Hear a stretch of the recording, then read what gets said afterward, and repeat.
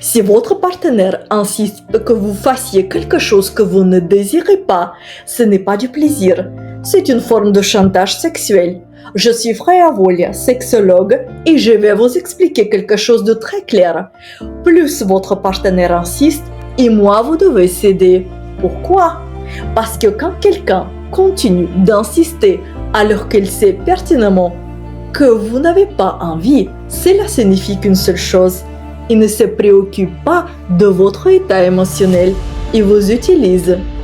Et ce n'est plus de la sexualité, c'est une objectification. Et le chantage dans le sexe n'est pas acceptable. Aucun des deux partenaires ne doit jamais faire quelque chose qu'il ou elle ne désire pas. C'est la base des relations saines.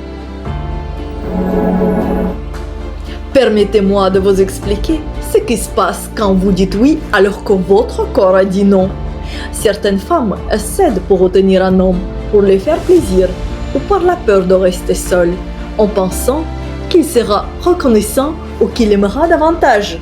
Mais détrompez-vous, mesdames, il oubliera dans les 5 minutes qui suivent son orgasme, tandis que vous allez rester seule avec la douleur, la honte et un sentiment de trahison envers vous-même. Et surtout, vous l'avez envoyé un message silencieux qui peut franchir toutes vos limites, qui peut faire ce qu'il veut de votre corps, tant qu'il assiste assez fort. Savez-vous ce qui se passe dans le corps quand vous acceptez un acte sexuel que vous ne désirez pas, comme le sexe anal ou pratique BDSM douloureuse? Même si vous dites oui, votre corps, lui, ressent cela comme une agression. Les muscles se crispent, les sphincters se referment. Quand un homme essaie de vous pénétrer, le corps se fige pour se protéger. Et dans la mémoire inconsciente, cet épisode s'enregistre comme un viol avec consentement. Et non seulement vous ne ressentez aucun plaisir, mais en plus, cela peut entraîner des vrais problèmes de santé. Les fissures, hémorroïdes, inflammations de toutes sortes, micro-déchirures internes. Parce que tout simplement, votre corps n'était pas prêt. Il s'est défendu au lieu de s'ouvrir. Et chaque fois quand cela se produit, le corps renforce le réflexe de la défense, ce qui rend les rapports suivants de plus en plus douloureux et le plaisir de plus en plus difficile à atteindre.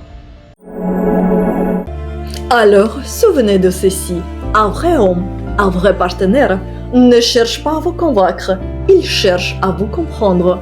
Ne cédez jamais à quelque chose que vous ne désirez pas, parce que le vrai plaisir ne peut exister que là où il y a la liberté et respect mutuel. Abonnez-vous si vous voulez apprendre à poser vos limites avec force et élégance et à vivre une sexualité où le plaisir, la confiance et le respect marchent ensemble. Avec amour, votre sexologue dévoué, Freya Volia.